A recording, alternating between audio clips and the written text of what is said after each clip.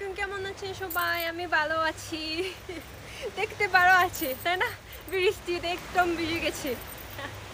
আজকে আমি TikTok video shoot করার জন্য একটা সুন্দর জায়গায় এসেছি। আগে আপনাদেরকে দেখাবো জায়গাটা। সুন্দর সাগরের পাশে।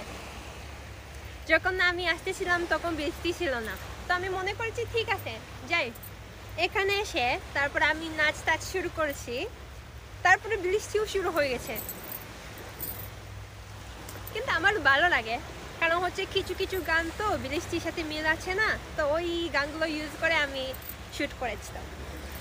কিন্তু দেখবেন আজকের শাওয়া লাগবে না, শাওয়া হয়ে গেছে অলরেডি, তাই না?